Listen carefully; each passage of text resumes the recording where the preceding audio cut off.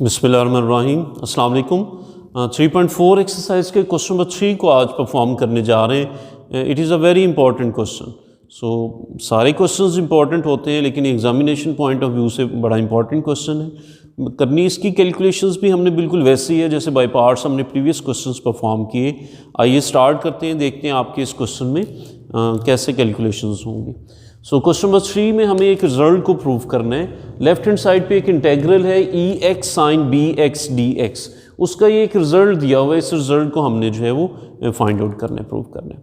तो by parts integration start करते हैं। इसके जो लेफ्ट हैंड साइड पे इंटेग्रल दिया हुआ है उसको लेट कर लेते हैं आई के इक्वल, जैसे यूजुअली प्रीवियस क्वेश्चंस में हम परफॉर्म करते रहे। I is equal to integral e A x and sine B x. तो प्रीवियस क्वेश्चंस में हम बड़ी डिटेल से पढ़ चुके कि एक्सपोनेंशियल फंक्शन को हम यूजुअली क्वेश्चन उसका फर्स्ट पार्ट जो है वो कंसीडर करते हैं इंटीग्रेशंस का, जब आप बाय पार्ट्स इंटीग्रेशन परफॉर्म करते हैं। तो एक्सपोनेंशियल फंक्शन को फर्स्ट फंक्शन कह देते हैं और साइन बी एक्स को हम सेकंड फंक्शन कह देते हैं। तो इंटीग्रेशन स्टार्ट करें by parts. First same integration of second sine B x की इंटीग्रेशन कॉस बी एक्स और बी एक्स के डेरिवेटिव से नीचे डिवाइड कर देंगे, minus integration of this integrated value minus cos b x over b and derivative of first. अब first आपके पास था ई ए एक्स, उसका आप डेरिवेटिव लेंगे तो एक तो एक्सपोनेंशियल वैसे ही आ जाएगा ई ए एक्स, लेकिन ये जो एक्सपोनेंट में फंक्शन लिखा हुआ है जब डेरिवेटिव लेते हैं तो वो आगे मल्टीप्लाई हो जाता है।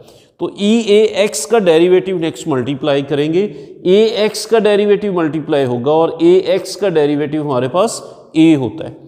तो फर्स्ट फंक्शन का जब डेरिवेटिव लेंगे एक्सपोनेंशियल सेम एंड उसके जो एक्सपोनेंट में फंक्शन लिखा हुआ है उसके डेरिवेटिव से मल्टीप्लाई, वो ए हो गया।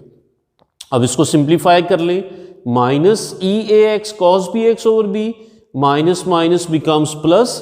इस ए को भी आउटसाइड द इंटेग्रल ले जाएं एंड बी को भी, कांस्टेंट टर्म्स हैं और कांस्टेंट टर्म्स को हम आउटसाइड द इंटेग्रल प्लेस करते हैं। So it becomes a over b and e A x before place कर लें and cos b x secondly आप उसको लिख लें। So e A x and cos b x.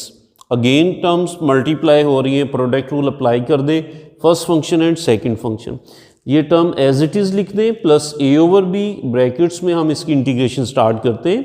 So e A x first function is same, second integration cos b x की integration sine B x. So हमने cos bx की integration sin bx लिखी और bx के derivative से हमने divide कर दिया। इंटीग्रेशन के केस में डेरिवेटिव से डिवाइड करते हैं और डेरिवेटिव्स के केस में जब आप किसी फंक्शन का डेरिवेटिव हो तो एंगल हो या एक्सपोनेंट में कोई टर्म हो तो उसके डेरिवेटिव से मल्टीप्लाई करते हैं। Minus integration of again this integrated function derivative of first. So which is our first function, it is e power a x. तो इसके डेरिवेटिव से मल्टीप्लाई करना है, एक्सपोनेंशियल खुद आ जाएगा और उसके एक्सपोनेंट के डेरिवेटिव से नेक्स्ट हम मल्टीप्लाई कर देंगे।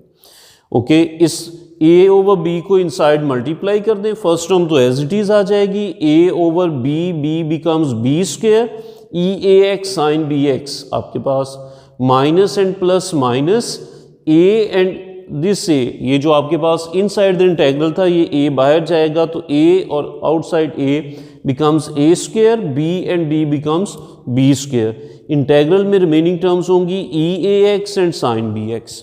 ये तो आप देखें वही आपका क्वेश्चन अगेन अराइज हो गया।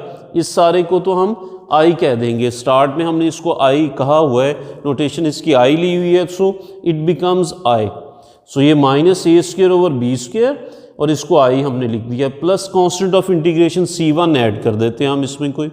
अब आप इस आई को लेफ्ट पे शिफ्ट कर देंगे क्योंकि लेफ्ट साइड पे भी तो हमने इसको आई कहा हुआ है, वो नोटेशन में आई आपकी जो है वो चल रही है। तो ये minus a square over b square left पे ले जाएं, वहाँ पे जाके आपके प्लस के a square over b square I हो जाएंगे। राइट वाली टर्म्स एज इट इज़ सारी की सारी हमने लिख दी। अब लेफ्ट पे थोड़ी सी कैलकुलेशंस परफॉर्म करते हैं और यहाँ से आई की वैल्यू जो है वो कैलकुलेट करते हैं। एलसीएम ले लें, b square LCM, it becomes b square plus a square, I both से हमने कॉमन ले लिया और राइट पे देखें कुछ टर्म्स कॉमन आ सकती हैं। अगर मैं एक्सपोनेंशियल दोनों टर्म्स में मल्टीप्लाई हो रहा है ई ए एक्स, उसको कॉमन ले लें, बी एंड बी स्क्वायर, दोनों का जो आपका जो हायर फैक्टर है बी स्क्वायर है, अगर इसको एलसीएम लेके कॉमन ले लें तो ये बी स्क्वायर कॉमन आ जाएगा। एलसीएम लेके हम कॉमन ले रहे हैं, यहाँ पे तो बी था, यहाँ पे तो बी स्क्वायर नहीं था, तो हम बी स्क्वायर कॉमन ले रहे हैं। तो इसको बी स्क्वायर बनाने के लिए एक्चुअली आप ऐसे समझ लें कि हमने बी से मल्टीप्लाई भी कर दिया और बी से डिवाइड भी कर दिया। So it becomes b square, जिसको हम कॉमन ले चुके। अब नोमिनेटर में भी एक बी आपका आ जाएगा, this is minus b, and exponential common जा चुका, cos b x plus a remaining है यहाँ पे, and sine B x, this exponential हम इसको भी कॉमन ले चुके हैं, plus C1 as it is आपका आ जाए। अब आए चाहिए तो ये जो फैक्टर है हमारे पास a square plus B square over b square था, इसको राइट साइड पे लेके जाएं, it becomes b square over a square plus B square. Inverted form में उधर मल्टीप्लाई हो जाएगा, फर्स्ट टर्म से भी और कांस्टेंट टर्म से भी, B square over a square plus B square. सो यहाँ तो बी स्क्वायर और बी स्क्वायर कैंसिल आउट हो जाएंगे, ई ए X over a square B square. इसको ज़रा रीअरेंज करके हमने लिखा, ये जो पॉजिटिव टर्म थी वो पहले लिख ली और माइनस वाली टर्म हमने बाद में। ये C1 के साथ ए बी कॉन्स्टेंट फैक्टर्स हैं, जब constant terms plus minus divide होंगी कॉन्स्टेंट फैक्टर C1 के साथ, एक नया कॉन्स्टेंट जो है वो बन जाएगा, उस कॉन्स्टेंट को हम C1 की बजाय C का नेम दे देते हैं। सो इसको आप इक्वेशन नंबर 1 की नोटेशन दे दें। अब यहाँ पे हमारे पास इंटीग्रेशन हो चुकी, क्वेश्चन आपका सॉल्व हो चुका, लेकिन हम यहाँ पे बाउंड हैं, उसको राइट हैंड साइड में लिखी हुई टर्म्स के इक्वेट हमने करना है। वहाँ पे देखिए tan इनवर्स इन्वॉल्व हो रहे हैं एंड सो ऑन। सो उस तरह की फॉर्म बनाने के लिए यहाँ पे हम कुछ सब्स्टिट्यूशंस जो है वो फॉर्म करेंगे, फिर ये आपकी जो वैल्यूज़ हैं वो उस फॉर्म में कन्वर्ट हो जाएंगे। वो सब्स्टिट्यूशंस क्या हैं जी? हम जो साइन के साथ फैक्टर लिखा हुआ है, साइन के साथ जो नंबर लिखा हुआ है उसको पुट कर देंगे r cos थीटा, जो cos के साथ लिखा हुआ है उसको पुट कर देते हैं r sin theta. So sine B x के साथ a है तो हम पुट कर देते हैं a is equal to r cos theta, और b को पुट कर देंगे b is equal to r sin theta. इनको नोटेशन दे दी इक्वेशन 1 एंड 2 की। दोनों इक्वेशंस के स्क्वायर लेके ऐड कर दें, squaring and adding. Left sides के square a square plus b square is equal to right side वाली टर्म्स के स्क्वायर लेके ऐड कर दें, r square cos square theta plus r square sin square. Left side में left side को add किया और राइट साइड में राइट साइड को स्क्वायर लेके हमने ऐड कर दिया। So a square b square is equal to this is r square, यहाँ पे r स्क्वायर कॉमन ले लें तो it remains cos square plus sin square, और वो 1 होता है। इसकी जगह पे 1 पुट कर दें, it remains r square is equal to a square plus b square. So what will be the value of r by taking square root on both sides? r will be square root of a square plus b square. ये calculations क्यों perform कर रहे हैं? हम ये एक substitution खुद से परफॉर्म कर रहे हैं। a और b को in terms of 2 new variables हम इंट्रोड्यूस करवा रहे हैं। These 2 new variables are r and theta, और जिन न्यू वेरिएबल्स में हम इंट्रोड्यूस करवा रहे हैं उन न्यू वेरिएबल्स की values in terms of a b हमने जो है वो फाइंड आउट करनी है। उसके लिए हमने ये कैलकुलेशंस की। फर्स्ट वेरिएबल r था तो r की वैल्यू हमने in terms of a b यहाँ पे कैलकुलेट कर ली।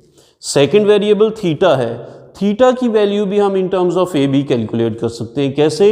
हम दोनों इक्वेशंस को डिवाइड कर देते हैं, equation number 2 divided by equation 1।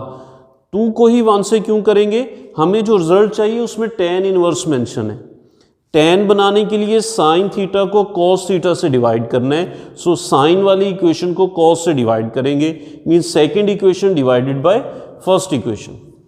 Left side को लेफ्ट से b divided by a, and right side को राइट से a sine theta divided by r sine theta divided by r cos theta. r से r आपका cancel out हो जाएगा। So b over a remains sine over cos tan theta.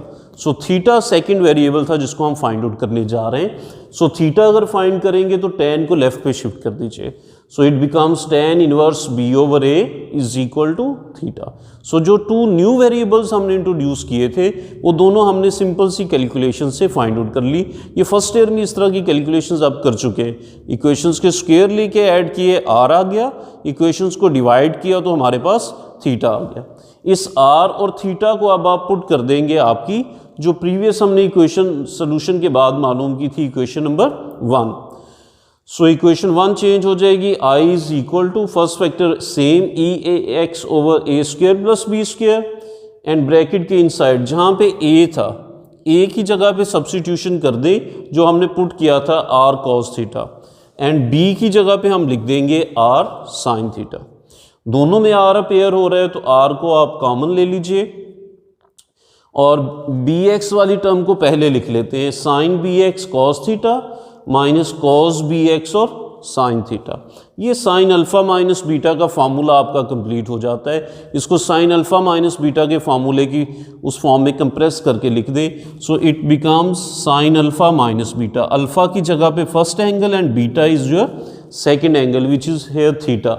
So sine B X minus theta, इस फार्मूले को हमने compress करके लिखा, and plus C constant of integrations. अब थीटा और आर दोनों की वैल्यूज़ हम फाइंड आउट कर चुके in terms of A and B, वो रीसब्स्टिट्यूट कर देते हैं। आर की जगह पे हम लिख देते हैं square root of A square plus B square, ये आर की वैल्यू जो हमने कैलकुलेट की थी वो आर की जगह पे पुट कर दें, एंड थीटा की जगह पे tan inverse of b over a, जो थीटा हमने फाइंड किया था वो पुट कर देते हैं। नेक्स्ट स्टेप में आप फर्दर थोड़ी सी कैलकुलेशन कर लें। डिनोमिनेटर में ए स्क्वायर बी स्क्वायर 1 पावर के साथ है और यहाँ पे हाफ पावर है, तो नीचे आपके पास हाफ रह जाएगी power, E A X over square root of A square B square, नीचे स्क्वायर रूट रह जाएगा, बाकी हमने सेम एज इट इज है वो लिख दिया। सो बड़ी सिंपल सी कैलकुलेशन है, बड़ी लीनियर वे से अगर आप इसको लेके चले, स्टार्ट से बाई पार्ट्स इंटीग्रेशन करें, रिजल्ट आपके पास आए उस इंटेग्रल का आ जाएगा, लेकिन उसको इन टर्म्स ऑफ टेन इनवर्स हमने कन्वर्ट करना है। तो स्पेसिफिक सी सब्स्टिट्यूशंस हैं जिनको परफॉर्म करेंगे, वो सब्स्टिट्यूशंस परफॉर्म करें एंड वेरी सिंपल कैलकुलेशंस के बाद आप अपने टारगेट रिजल्ट तक पहुंच जाते हैं।